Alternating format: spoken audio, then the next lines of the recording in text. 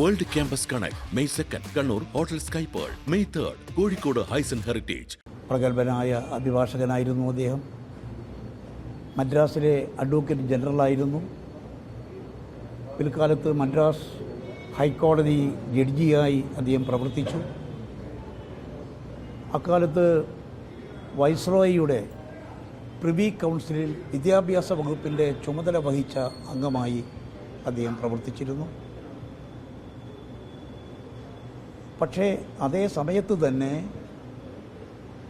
1919 British ഗവൺമെൻറ്റിൻ്റെ ഭരണപരിഷ്കാരങ്ങളോട് പല തലങ്ങളിലും അദ്ദേഹം വിയോജിപ്പ് പ്രകടിപ്പിച്ചിരുന്നു.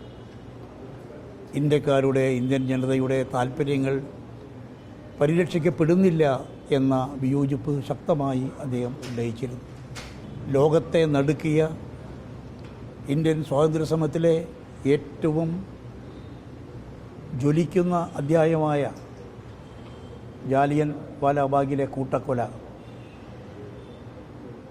നിസ്സഹായരായ ജനങ്ങളുടെ മേൽ നിറതോക്കൊഴിച്ച് രാജ്യത്തെ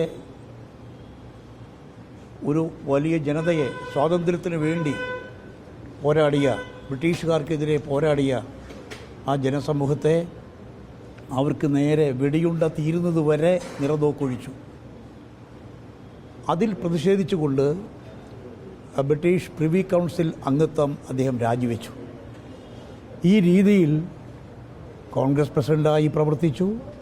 സുശക്തമായൊരു അടിത്തറവാകി ബ്രിട്ടീഷ് ഭരണകൂടത്തോട് ചേർന്ന് നിന്നുകൊണ്ട് തന്നെ ബ്രിട്ടീഷുകാരുടെ പല തലങ്ങളിലുമുള്ള നടപടികളോട് വിയോജിപ്പ് പ്രകടിപ്പിച്ചുകൊണ്ട് രാജ്യത്തെ ജനങ്ങളുടെ സ്വാതന്ത്ര്യബോധം വളർത്തിയെടുക്കുന്നതിൽ സുപ്രധാനമായ പങ്കാണ് അദ്ദേഹം നിർവഹിച്ചത് എന്ന് എടുത്തു പറയേണ്ടിയിരിക്കുന്നു. ഇന്ന് ചേറ്റൂർ ശങ്കരൻ നായരുടെ ചരമവാർഷിക ദിനം നാം ആചരിക്കുമ്പോൾ ഒരു കാര്യം പ്രത്യേകിച്ച് ശ്രദ്ധിക്കേണ്ടതായിട്ടുണ്ട്. നമ്മുടെ രാജ്യത്തിൻ്റെ സ്വാതന്ത്ര്യ സമര ചരിത്രം,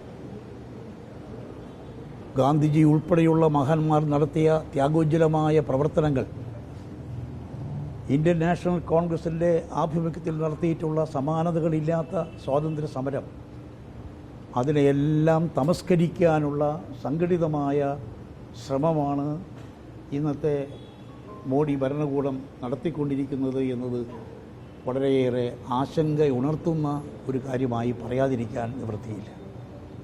ഇന്ത്യാ ചരിത്രം, സ്വാതന്ത്ര്യ സമര ചരിത്രം തന്നെ മറ്റൊരു രീതിയിൽ തയ്യാറാക്കാനും സ്വാതന്ത്ര്യ സമരവുമായി ഒരു ബന്ധമില്ലാത്ത ഇന്ത്യൻ നാഷണൽ കോൺഗ്രസ് ഗാന്ധിജിയുടെ നേതൃത്വത്തിൽ ഐതിഹാസികമായ സ്വാതന്ത്ര്യ സമരം നടത്തിക്കൊണ്ടിരിക്കുമ്പോൾ അക്കാലത്ത് ഹിന്ദു മഹാസഭയുടെ നേതാക്കളായി പ്രവർത്തിക്കുകയും ബ്രിട്ടീഷ് ഭരണകൂടത്തോട് ചേർന്ന് നിൽക്കുകയും അവരോടൊപ്പം ചേർന്ന് നിന്ന് സ്വാതന്ത്ര്യ സമരത്തിൽ പങ്കെടുക്കാൻ തയ്യാറാകാതെ മാറി നിന്ന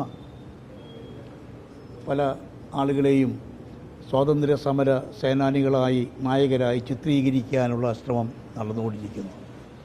മഹാത്മാഗാന്ധിയുടെ ഛായാചിത്രം മാറ്റി അതിനു പകരം സവർക്കറുടെ ഛായാചിത്രം പ്രതിഷ്ഠിക്കാനുള്ള ശ്രമം കേന്ദ്ര ഗവൺമെൻറ് തന്നെ നടത്തിക്കൊണ്ടിരിക്കുന്നു എന്നുള്ളത് അതീവ ഗൗരവത്തോടു കൂടി കാണേണ്ടിയിരിക്കുന്നു. ഗാന്ധി വധവുമായി ബന്ധപ്പെട്ട ഗൂഢാലോചനയിൽ പങ്കാളിയാണ് എന്ന് പിന്നീട് കമ്മീഷൻ കണ്ടെത്തിയ അതുപോലുള്ള വ്യക്തികളെയാണ് സ്വാതന്ത്ര്യ സമര നായകരായി ചിത്രീകരിക്കാനുള്ള ശ്രമം നടന്നുകൊണ്ടിരിക്കുന്നത്.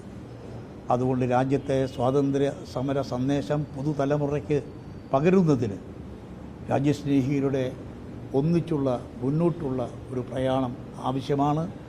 യഥാർത്ഥ ചരിത്രം മാറിപ്പോകാതെ, യഥാർത്ഥ ചരിത്രം തമസ്കരിക്കപ്പെടാതെ അതിനുള്ള ഓരോ ശ്രമങ്ങളെയും ശക്തമായി ചെറുത്തുകൊണ്ട് യഥാർത്ഥ സ്വാതന്ത്ര്യ സമരത്തിൻ്റെ സന്ദേശം, സ്വാതന്ത്ര്യ സമര ചരിത്രം തലമുറകളിലേക്ക് പകരാൻ ഇന്ത്യൻ നാഷണൽ കോൺഗ്രസിൻ്റെ നേതൃത്വത്തിന് പ്രത്യേകമായ ഉത്തരവാദിത്തമുണ്ട് എന്നുള്ള കാര്യം കൂടി ഈ സന്ദർഭത്തിൽ ഓർമ്മിപ്പിച്ചുകൊണ്ട് മഹാനായ ചേറ്റൂർ ശങ്കരൻ നായർജിയുടെ